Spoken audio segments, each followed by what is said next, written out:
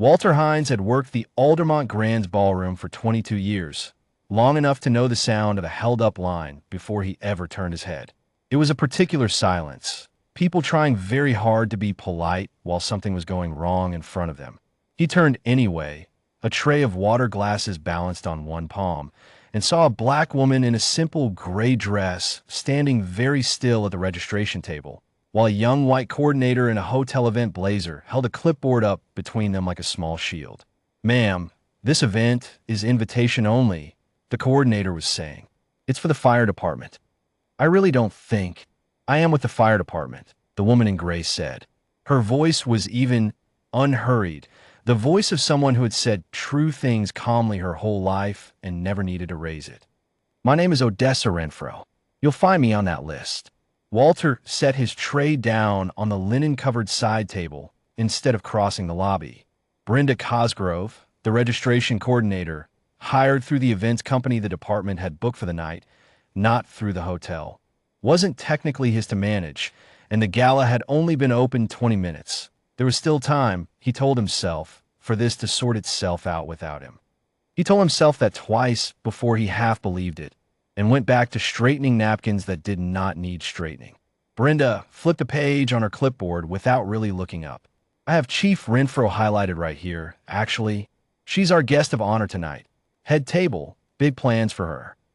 She said it brightly, like she believed she was being helpful. "This door's for confirmed guests. There's a general lobby past the elevators, if you'd like to wait there until someone can sort it out." "I would like to come in," Odessa said. "I'm Chief Renfro." Brenda's eyes moved over her. The gray dress, the flat shoes, the small beaded clutch, nothing with a badge or a bar of rank on it anywhere.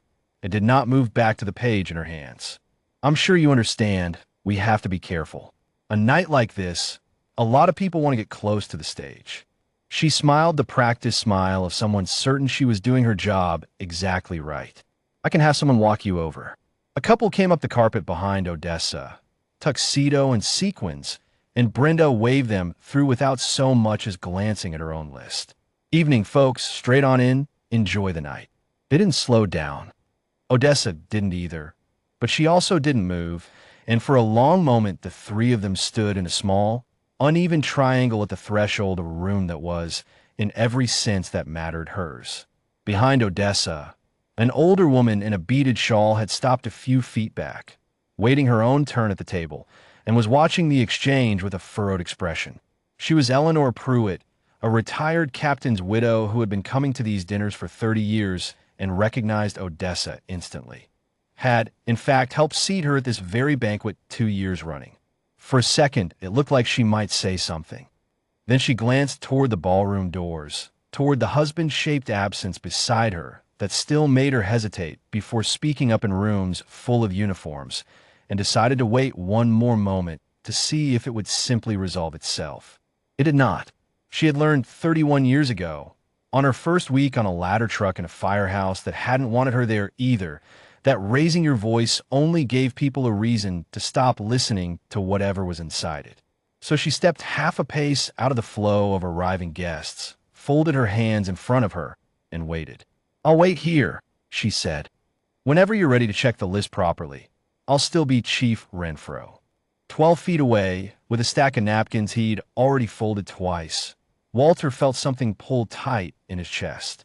He had set the head table himself that afternoon, checked the place cards twice because the department's events liaison was particular about it, and he remembered the heavy cream cardstock, gold lettering, dead center, facing the room. Chief Odessa Renfro. 31 years of service.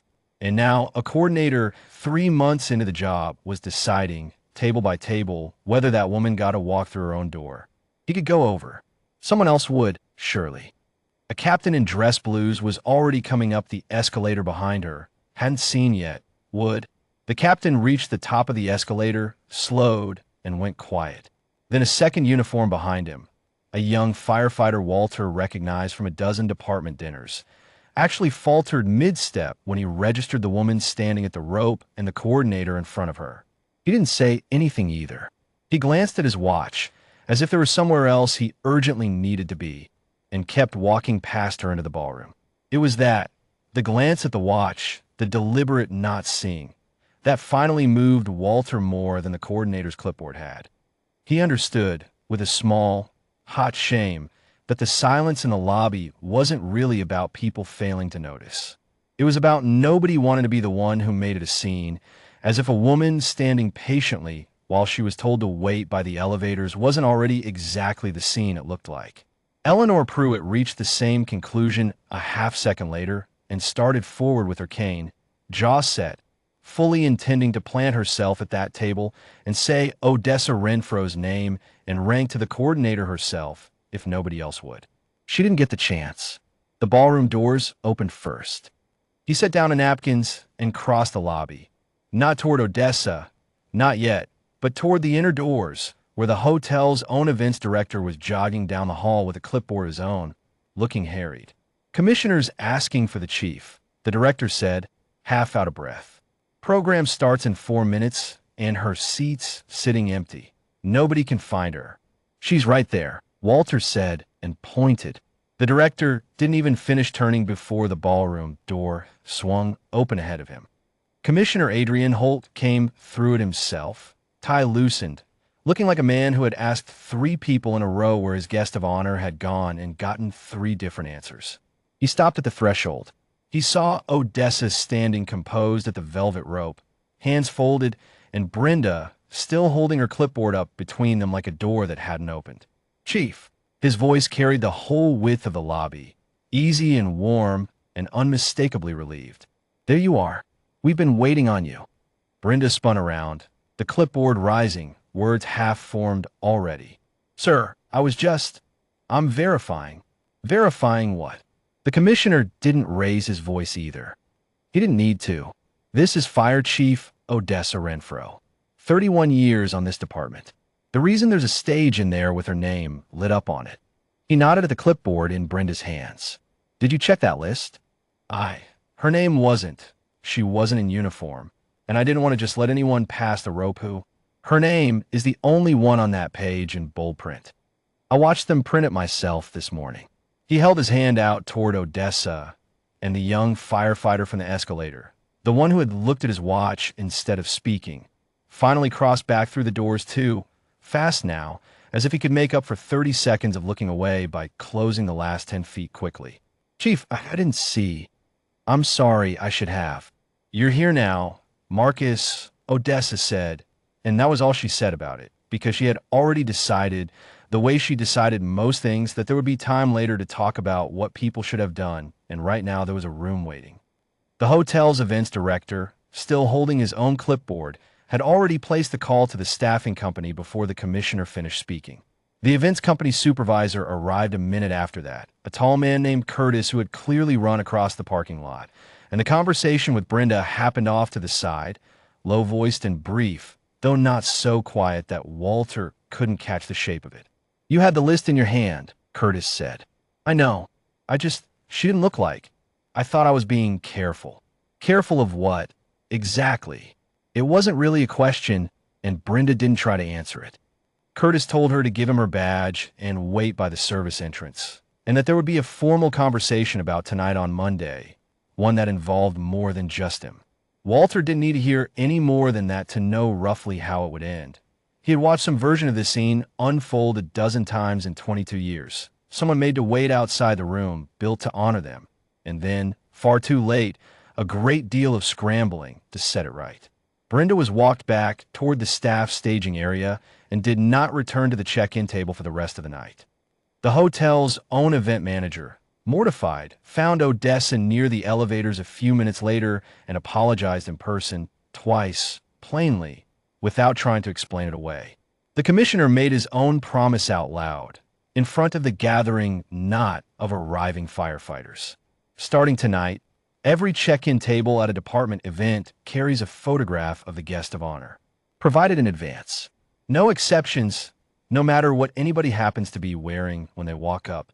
"It shouldn't have to be a photograph," Odessa said quietly, more to herself than to him, though he heard it. "No," he agreed. "It shouldn't.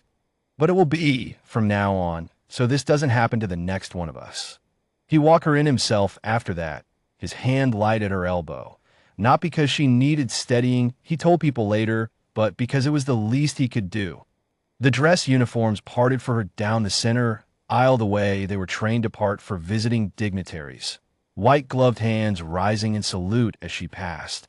And when she reached the head table and the room finally took in the cream and gold place card seated where it had been waiting for her all along, the applause started low at the nearest tables and built, table by table, until the whole ballroom was on its feet. Off-duty crews, retired captains, a scattering of city council members, 300 chairs scraping back at once in a sound Walter would remember for the rest of his career.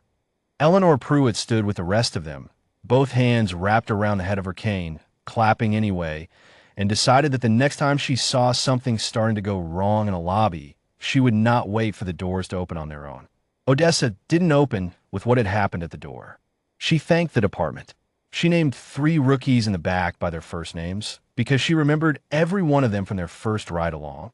And she thanked the retired widows in the 3rd row by name, too, because 31 years was a long time, and she had buried friends along the way and did not intend to let a banquet pass without saying so.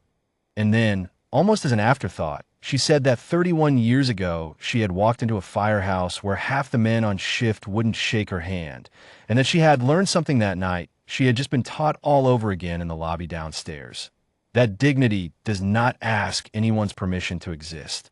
It simply waits, patiently, for the room to catch up to it. Walter watched from the service door with a tray he had forgotten he was still holding. He thought about the 30 seconds he'd spent folding napkins that didn't need folding and the cost of those 30 seconds, and decided, watching the room stand for her, that the next time, because there would be a next time, somewhere, to someone, he would not wait to see whether anyone else crossed the room first. The written letters came 2 days later, just as the commissioner had promised. The first was from the staffing company, addressed to the department and to Odessa by name, acknowledging that Brenda Cosgrove would not be assigned to another department event and that the company's entire check-in procedure was being rewritten to require a verified photograph and a name match, with no exceptions made for attire, posture, or anyone's private assumptions about who belonged on which side of a rope. The hotel's own letter arrived the same week, signed by the general manager, and a laminated card went up at every banquet check-in table in the building not long after. Name and credential first. Appearance is not verification. Odessa read both letters once at her kitchen table, set them in the folder with the rest of her retirement paperwork, and went back out to the garden she had been neglecting, by her own count, for 31 years.